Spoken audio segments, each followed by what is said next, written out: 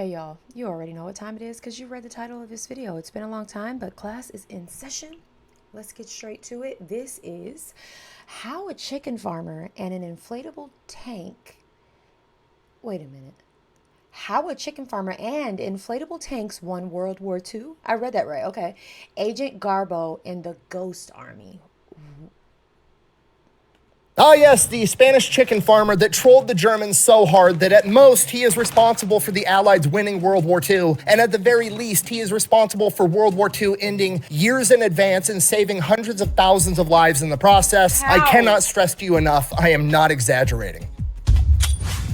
Today we're talking about Agent Garbo, aka Spanish chicken farmer, and a bunch of art majors with inflatable tanks, and how they became one of the most important, critical, deciding factors of all of World War II. They are quite literally the reason that D-Day worked. Okay, here's the deal. They don't teach you this in school, and you're not going to pick it up by watching Saving Private Ryan, but D-Day, the storming of the beach at Normandy, strategically speaking, on paper, was a horrible plan. Like, literally the worst plan available, okay? When you're trying to move in hundreds of thousands of troops, tanks, trucks, equipment, artillery, you want the biggest beach available. Normandy, not the biggest beach available. More importantly, you want a harbor. You want somewhere for all your ships to be able to drop off all the troops and supplies. Guess what Normandy doesn't have? A harbor. And if that wasn't bad enough, half the beaches are covered in cliffs. Why are cliffs bad? Well, because the enemy is on top of the cliff, meaning the enemy has the high ground, and they're going to be shooting at you while you're trying to be a rock climber. And then, if you make it to the top of the cliff, now your back is up against a cliff and you have nowhere to fall back to. Okay, and I know what you're thinking. Well, that does sound like a bad idea, but because it's a bad idea, the enemy's not going to be expecting it, and you're going to be doing what the enemy isn't expecting, which is going to give you an edge.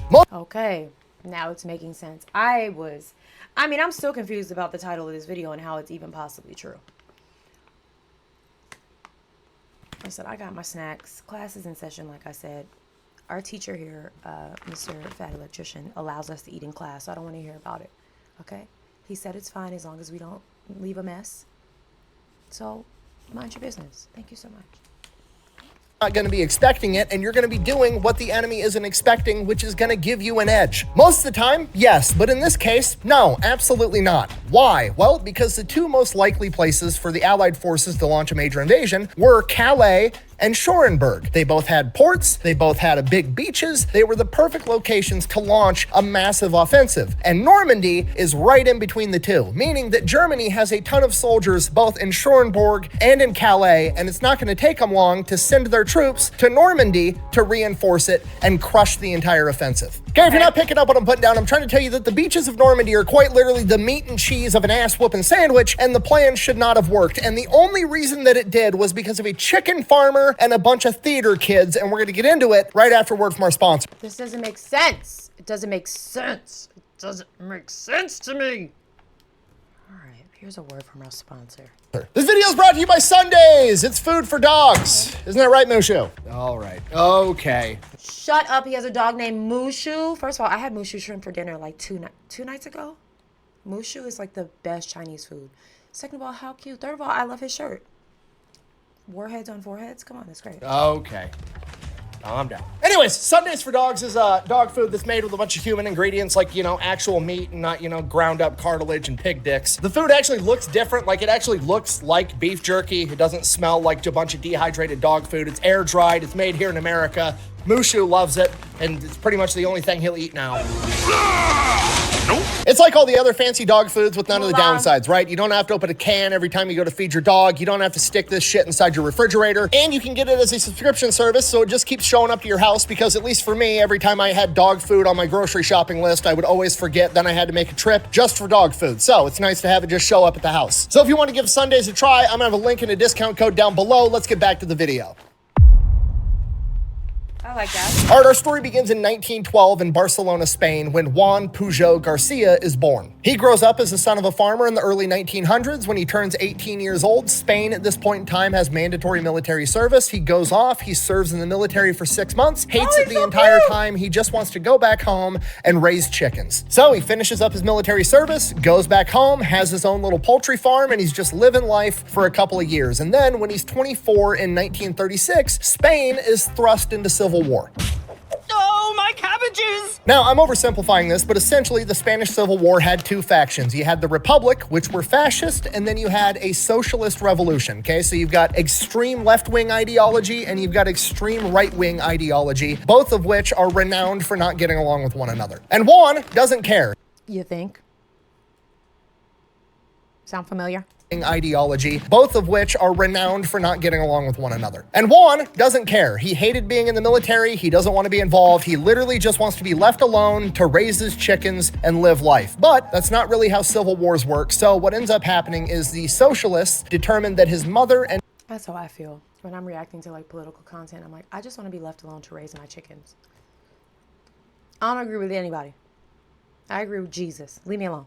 not really how civil wars work. So what ends up happening is the socialists determine that his mother and his sister are not sympathetic to the socialist revolution, and they throw them in prison. Shortly after that, Juan is conscripted to fight in the socialist military. Shut up. You know, the same people that just arrested his mother and Shut sister. up. So obviously, not a big fan. He refuses to do it. Believe it or not, jail right away. From here, he's in jail for a little while. Then he ends up getting broken out of jail by a bunch of counter-revolutionaries that help give him a fake ID that says he's old enough to not have to get drafted. From here, Juan is like, perfect, okay, great. I'm gonna go back home. I'm gonna raise my chickens. I'm gonna mind my What own about his business. mom and I'm just gonna sister? live my life the way I want to. He goes back home to his farm, finds out that the socialist revolution has seized his farm for the war effort, and basically tell him to fuck off. It's their farm now. You can't have it back. My cabbages!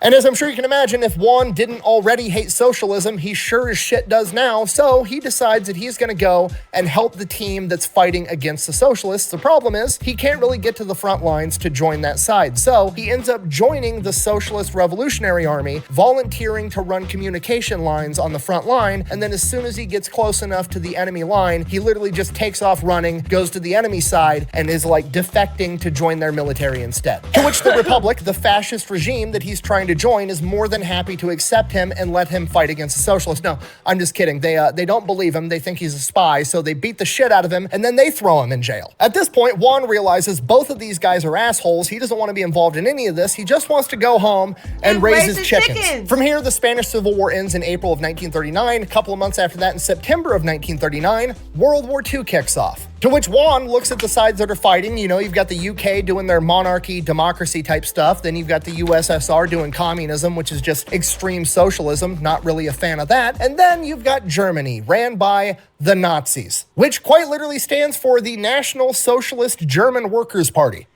Juan may have just been born in the wrong era of time. He can't catch a break.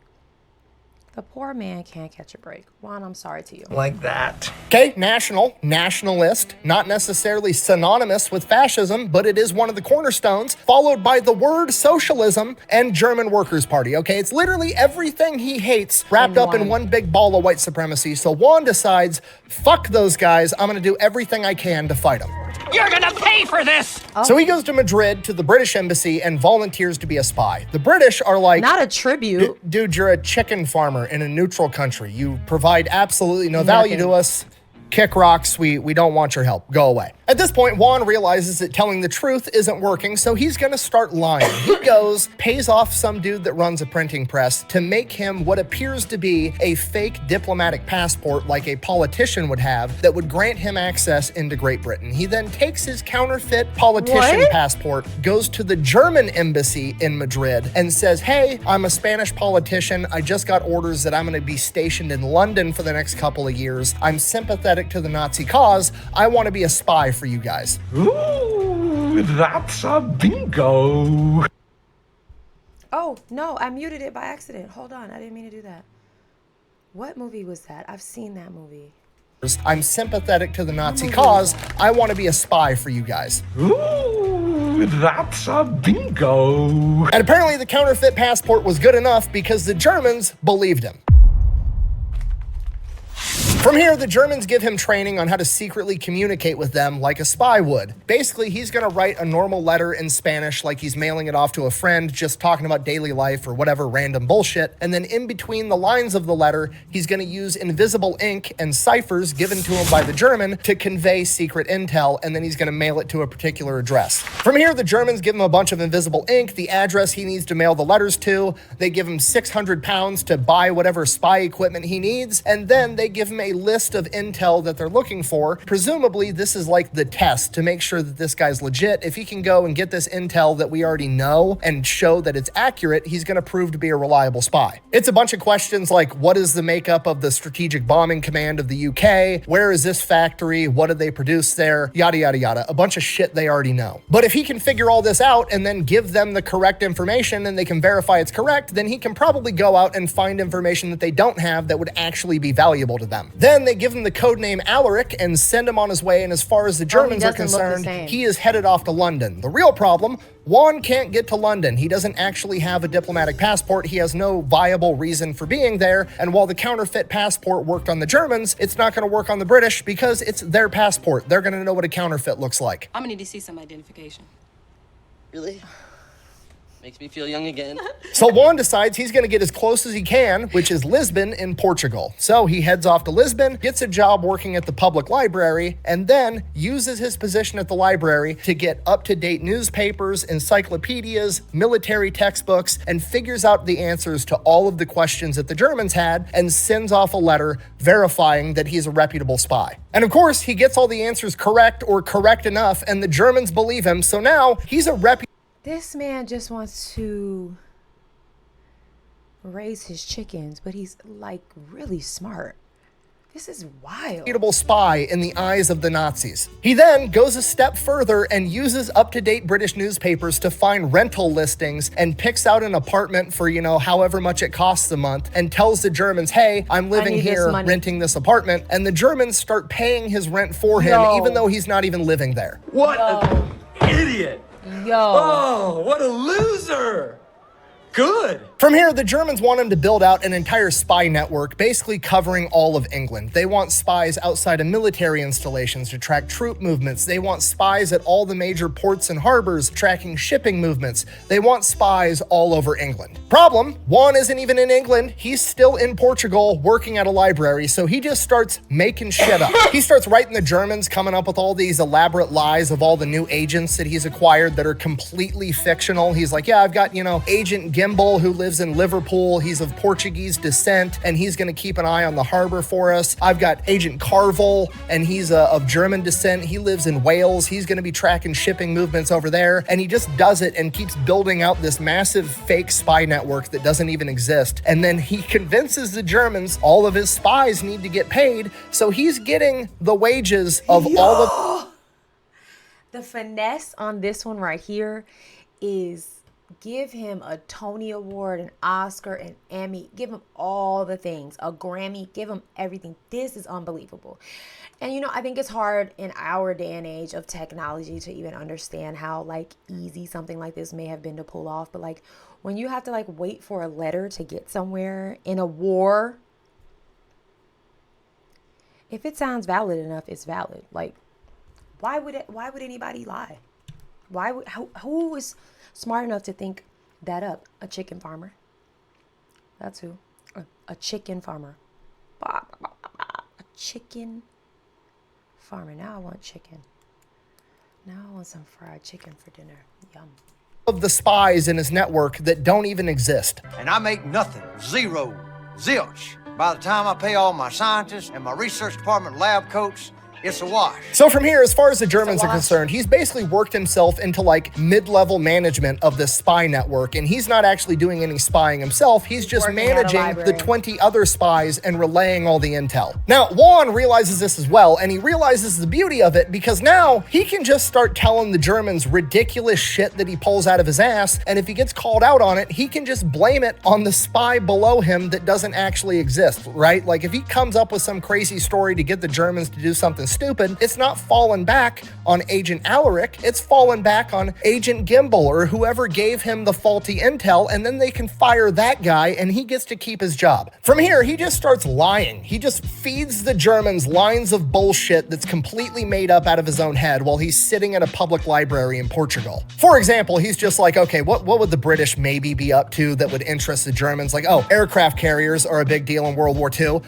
Yeah, the British are designing some super massive massive mega aircraft carrier, and they're testing it on, let me check my encyclopedia at the library, the biggest lake in Britain, Lake Windermere. Yeah, they're testing the new super carrier on Lake Windermere. Sends that off to the Germans, just complete made up bullshit. And it's working. So he's like, you know what? Fuck it. I'm gonna throw a Hail Mary. I'm gonna start actually being disruptive to the Germans. I'm gonna start physically impacting the outcome of this war. He tells the Germans that his spy up in Liverpool spotted a massive British naval convoy, and they're setting off. They're gonna sail along the coastline, go through Gibraltar, and resupply all the Allied troops in Malta, and it's gonna be a big deal. So the Germans are freaking out. They're like, holy shit, we're gonna go take out this massive convoy with our warships. And If Germany, they never stood a chance. They never stood a chance because look how gullible you are. You just, what? Y'all never stood a chance.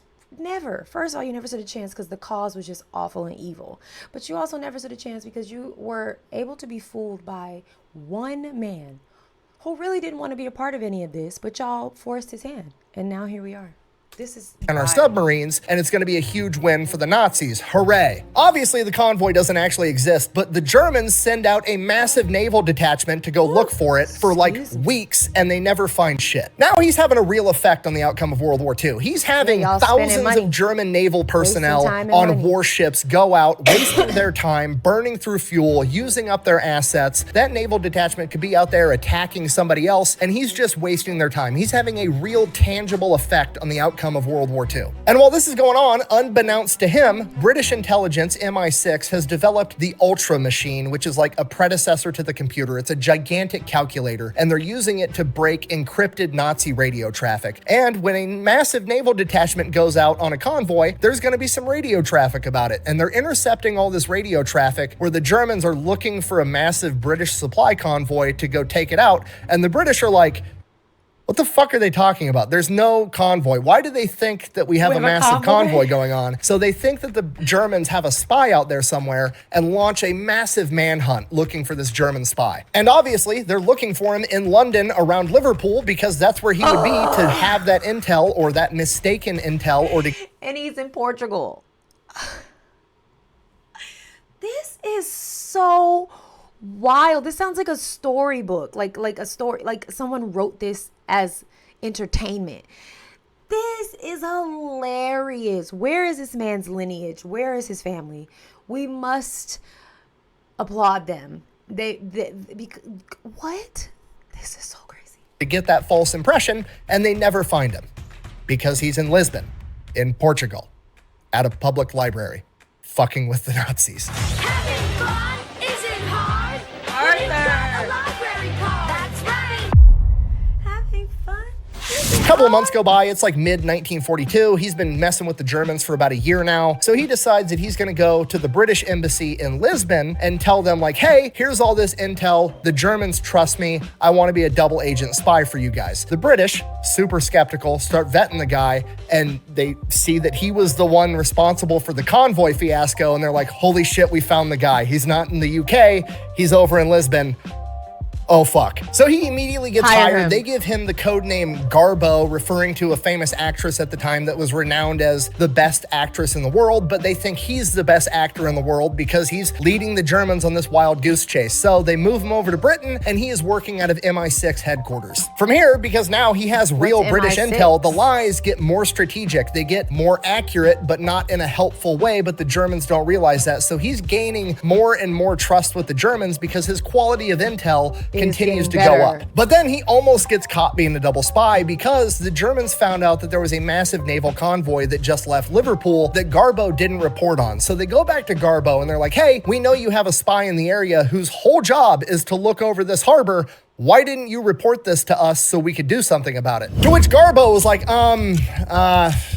yeah, that guy, he died, actually. Yeah, no, he was in the hospital sick for a couple of weeks, and he's dead now. And then had the British take all of the, the fictional story, because the Germans knew the guy's name and his code name and his descent and all these fucking fictional details that he had created, and had the British put an obituary in the British newspaper for this fictional man, and then he sent them the obituary. To which the Germans sent their condolences and severance pay for his widow. Damn you, Roger.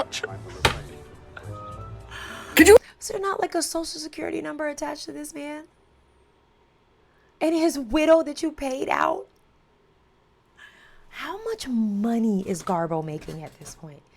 Like 20 incomes is insanity.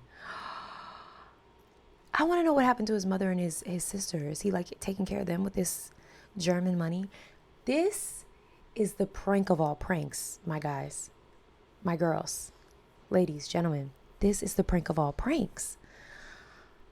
Wow. Can you imagine having to play poker against this guy? He's the greatest bullshitter of all time. Like, if this were a video game, he put all of his skill points in charisma, because the Germans just seem to believe every line of bullshit that comes out of his mouth. Dude literally got this close to getting caught as a double agent and somehow manages to pull out a huge sum of money and get paid for it while also still being considered a reliable source. Don't worry, it gets even better. In November of 1942, the Allies launched Operation Torch, which was like the big advance into North Africa. Massive naval operation, huge offensive. It would be a big deal if the Germans found out and knew about this plan, right? So what they do is they don't report on it. But the Germans are gonna wonder, hey, why didn't you fucking report on this? Because we know you have spies. We can't say another guy died of illness in the hospital. What are we gonna do? So Garbo comes up with a plan. He's gonna write extremely detailed, 100% accurate, like how many ships are leaving the port, where are they going, when are they gonna get there, when's the attack, the whole 9 yards, writes it all up, has the British government post-stamp it like a week before the attack so they have time to do something about it, but then just hangs on to the letter until the day the attack happens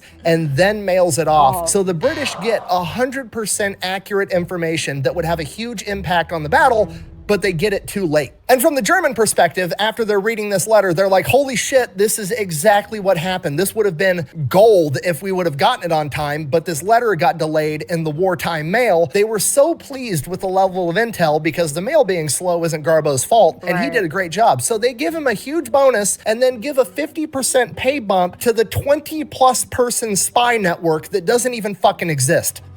I haven't cried like that since Titanic. How much money is this man making? 50% pay bump for 20 people? Cash me out. Cash me out. Cash me out. Cash me out. Babe, cash me out, babe. Babe. And then they're like, Alaric, Garbo, same guy, is too valuable of an asset. His intel is worth so much, we can't afford to have him being delayed in the wartime post. So they arrange for him to get German radio equipment, an up-to-date Enigma machine with up-to-date ciphers, and he has everything to communicate with the Germans directly. Boyd, may I have the COS, please? Oh, I'm so happy! I'm so happy! This is the best day of my life!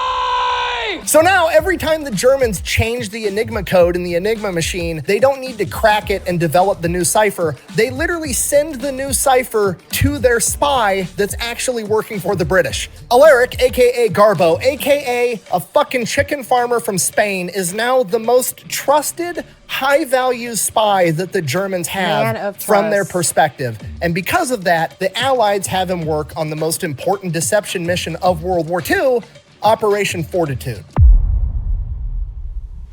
All right, Operation Fortitude, it is basically one gigantic psyop. It is the miscommunication campaign to set the stage for D-Day. Now, D-Day in that of itself is pretty controversial. The British did not want to do D-Day. It's a big, risky move, having this massive amphibious landing. It could draw out the war for years or lose the war entirely if it fails, so the British wanted to take the more conservative route of going through North Africa, taking over Italy, and then pushing into the rest of Europe. Okay, nothing wrong with that. That's a good plan. However, it's going to make the war last longer, and the longer war lasts, the more resources you have to use, the more people are going to die. And most importantly, America's got to wrap this shit up because we've got another war scheduled with Korea in like 7 years. So we gotta get this ball rolling. Okay, on top of that, the Soviets are getting absolutely massacred on the Eastern Front. And if the Germans take over there, they're gonna have access to all the Soviet resources. Then the Germans are gonna get even stronger, or potentially even worse, if somehow the Soviets pull it out of their ass and they win and they invade, they're gonna take over all of Europe. And I don't fucking like the communists either. So we're not gonna have either of those options. We gotta get in there, fuck shit up, and leave. Okay, General Eisenhower's the supreme Supreme Allied Commander. He's the one running the show, and he's an American, and America says we're doing D-Day. Guess what? We're doing D-Day. D-Day. Now, obviously, I'm paraphrasing to a disgusting degree, but this is more or less how the conversation goes. Fuck, fine, we'll do the D-Day massive amphibious landing thing.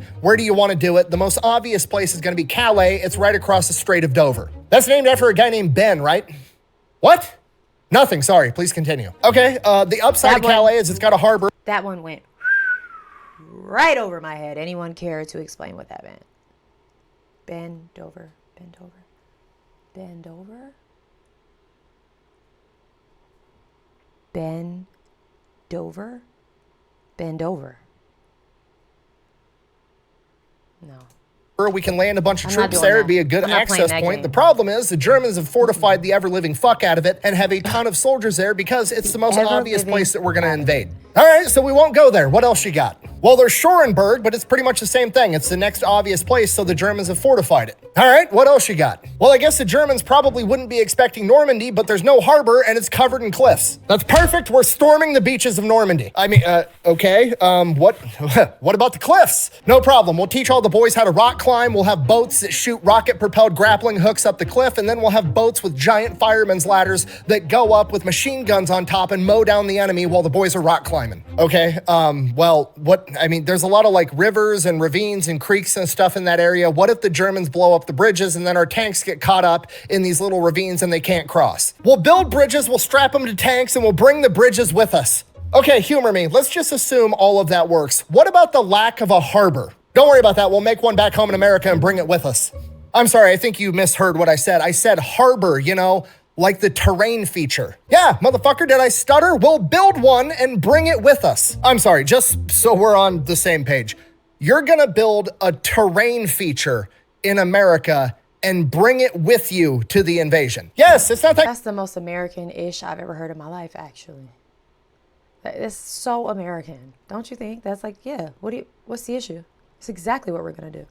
Complicated. We're gonna call it a Mulberry Harbor. It's gonna work great. Okay, if you think that's impressive, we're building a portable star to give to Japan later. Just trust me, we're gonna figure it out. Okay, I guess, what do you need from us? Well, you and the boys over at MI6 got the best spy network in the world. I need you to convince the Germans that we are in fact going to attack exactly where they think we're gonna attack over in Calais to take a bunch of pressure off of Normandy so we have time to get in there and invade. Okay, I mean, we can fake radio traffic and give them false intel, but they're gonna have aerial reconnaissance in the area and they're gonna see that we're not building up a massive army to invade and they're gonna know that we're lying. Okay, so we'll put a massive army there. Yeah, problem, we only have one massive army. So if we put it right across the Strait of Dover from Ben Dover. I get your joke now. Ha! Yeah, anyways, if we put the massive army right across the Strait of Calais, how on earth are we going to put the massive army where we need it over in Normandy to actually invade? We're going to fake it, obviously. Okay, here's the deal. I've got like 1,100 artsy-fartsy theater kid art majors that I don't really know what to do with. We're going to put them in charge of this, and they're going to build a fake ghost army that's going to imitate a massive invasion force. They literally hired extras and created an army for this skit.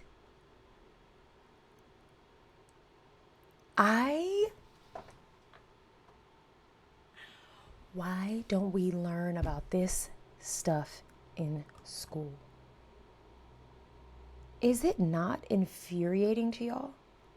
It grinds my gears. I need you guys to start building fake wooden planes and fake wooden landing ships. I'm gonna call the people that make the Macy's Day Parade floats, and I'm gonna have them make us like 1,000 inflatable tanks, a bunch of inflatable trucks, and a bunch of inflatable artillery pieces, and we'll start staging up for a massive invasion. And that's pretty much what happened. America sets about creating a ghost army that's ran by 1,100 art majors known as the 23rd Headquarters Special Troops, and they are sent over right across the Strait of Dover to set up this massive fake army. They start setting everything up and staging it so aerial reconnaissance sees it, and while that's going on, Garbo and the rest of the MI6 spy network is sending fake intel to the German high command being like, hey, we just had 15,000 new troops come in. We just had a bunch of tanks come in. They're setting up. They're gonna invade Calais. They brought in more troops. Oh, now there's even more. They've got 150,000 men ready to invade Calais. And then somebody got a really good idea to sell this to the Germans. You see, a couple of months prior in 1943, Patton got in a ton of trouble and got basically yanked out of World War II because he was in an aid station and there was a couple of soldiers with shell shock, basically severe crippling PTSD. And hard-ass General Patton was under the impression that these guys were faking it so they didn't have to go off and fight in the war, so he decided to beat a couple of them up. It really pissed off the American people. Eisenhower was furious, so he ends up getting yanked out of World War II. But the Germans never actually believed that America was going to pull their best fighting general out of World War II because he roughed up a couple of privates. So they've been thinking the entire time that Patton is off somewhere on some covert mission building up an invasion force getting ready to attack. So they bring Patton in as bait. They start calling this massive fake army FUSAG, or First Army Group, and they've got Patton parading around getting his picture taken. He's in newspapers. The Germans are obviously monitoring that. Then they've got Garbo, their most trusted spy, relaying the info that Patton's here. He's the one leading this massive army, and the Germans buy it. Hook, line, and sinker. This is just too easy. So the Germans are like, if America's sending their best general to attack Calais, we're gonna send our best general. They send Erwin Rommel up there with like 150 to 200,000 soldiers. 19 infantry divisions and 2 armored divisions are all now. Imagine like kissing your husband and thinking he's going off to war and it's a full-on hoax. Like you're like, come back, you know, I love you. We're rooting for you. And he's going to a fake battle. He's going to protect against a ghost army full of theater kids. The stress that you've imposed on all of these people. I'm sorry, this is crazy. This is nuts. This is just nuts. This story is insane to me. I can't deal. Now in Calais, waiting for Patton to come. This is it. This is going to be the epic showdown between General Patton and Erwin Rommel, the 2 most well-known generals of World War II. Except it's not. Because it's all bullshit.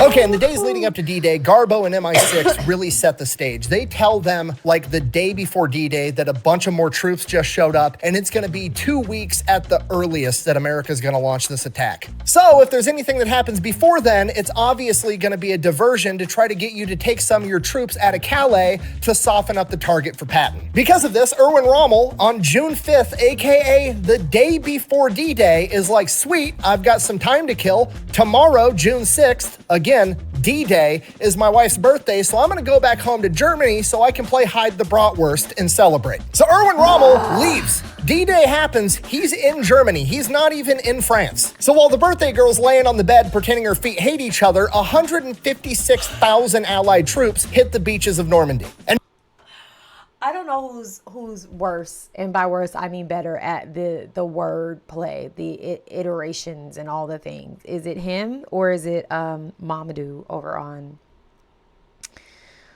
why am I drawing a blank? Casual Geographic. I just reacted to him yesterday. I don't know which one of these fools is better at it, but I'm just so entertained and like amazed and kind of jealous that I'm not this smart. What? Pretending like her feet hate each other? And because the Germans are convinced that America's going to attack at Calais, there's only like 20 to 25,000 Germans defending the beaches of Normandy. So the plan is working. Rommel hears that there's an invasion that gets launched. He makes a beeline back to his headquarters right outside of Paris, France. He doesn't actually get there until June 7th, D-Day +1. He immediately does the worst thing possible for the Allied forces. He sends 40,000 infantry troops and an entire armored division from Calais down to Normandy. Okay, this is going to be absolutely catastrophic to D-Day. That's going to triple the amount of Germans guarding the beach and add a fuck ton of tanks on top of that. The absolute best case scenario is this adds tens of thousands of Allied forces dying, and the worst case scenario, it means that D-Day is going to fail as a whole. And it's more than likely going to be the second one, because if Rommel rolls up with a bunch of tanks, he is going to drive the American forces back into the ocean, and it is going to be Dunkirk 2.0 all over again. And then a chicken farmer from Spain saves the day. Garbo, Alaric, the most trusted German spy, sends a transmission to German high command that the attack at Normandy is a feint, it's a ruse, it's just a distraction. Do not pull your men out of Calais. And this makes it all the way into German high command and all the way to Hitler himself. And Hitler signs off on the order for Rommel to turn his forces around and go back to Calais and wait for Patton. literally creating the timeline we live in today where D-Day was a success. And the cherry on top, Hitler then signs off on an order to award Garbo, Alaric, the Iron Cross, which is literally the Nazi equivalent of the Medal of Honor. How do you have these? Oh, we actually got a lot of those. Some of the guys use them as paperweights. Garbo has Hitler so convinced that this attack is coming at Calais that Rommel leaves his forces there for 6 weeks. And by then, it's too late. So the invasion of Normandy works because of Garbo and the Ghost Army, and then after that, the Ghost Army gets deployed into France. And from here, they go full PSYOP mode. They would roll up to wherever a real infantry division was. They would then paint that infantry division's logo on all of their inflatable shit, and then have their same patches, and then while infantry division's logo on all of their inflatable shit. Aerial view of fake tanks and tracks.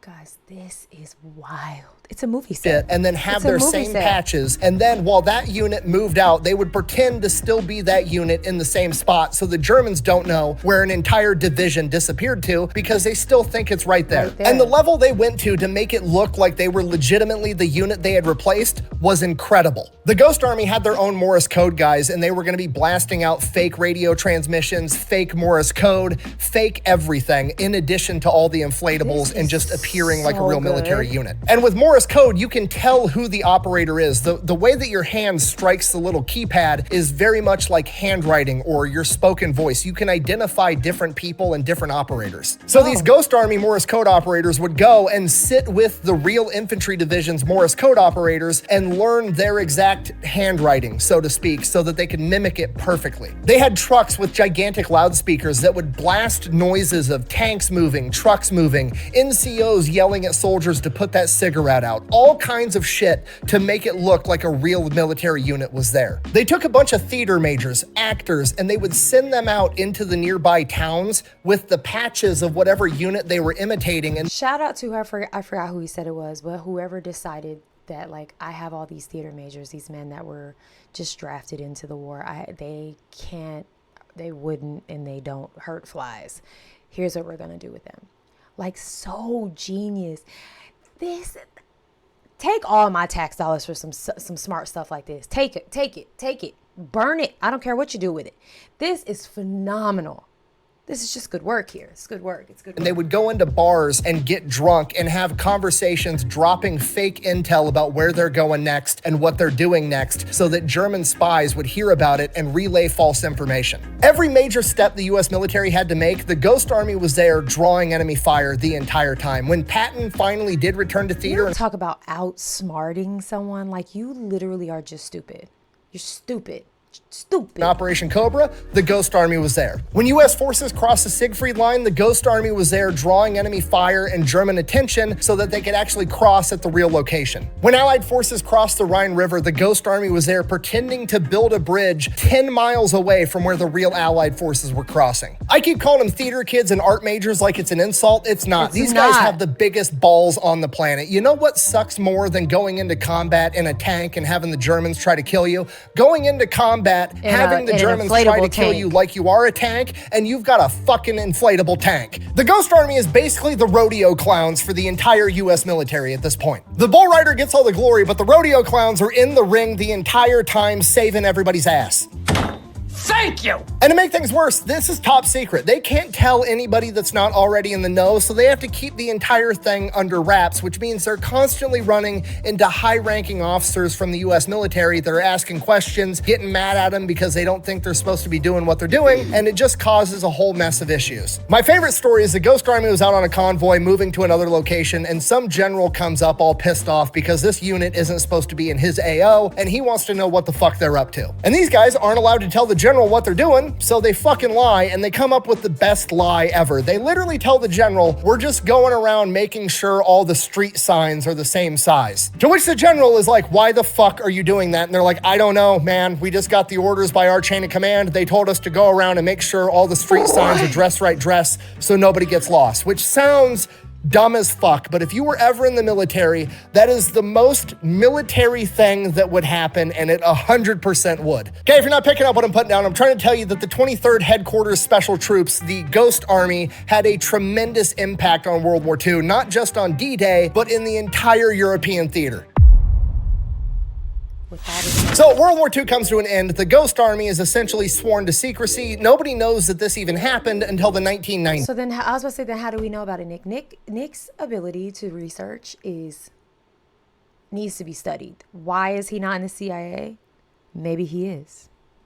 The British find out that Garbo got awarded the Iron Cross, so they're like, oh shit, we should probably give this guy an award too. So they give him the Order of the British Empire, which is the highest ranking award they can possibly give him. Homie literally got MVP playing for both teams. And the Nazis never even found out that he was a double agent. The British then give him a big lump sum of money as a thank you, and then he's kind of worried that Nazi sympathizers are gonna track him down and kill him if they find out that he was a double agent that quite literally preemptively end World War II, if not is responsible for winning the entire thing. So in 1949, he fakes his own death and disappears. From here, everybody thinks he's dead for decades. And then 25 years later, a historian hears that he might be alive somewhere in South America and ends up tracking him down. And he's a teacher that owns a bookstore in Venezuela. So the British bring him back over for the 40th anniversary of D-Day. He gets publicly recognized. He's a hero. He finally gets his moment in the sunshine. He gets to go to Normandy and see where all of the battles unfolded. And then while overlooking one of the cemeteries at Normandy, he said, and I quote,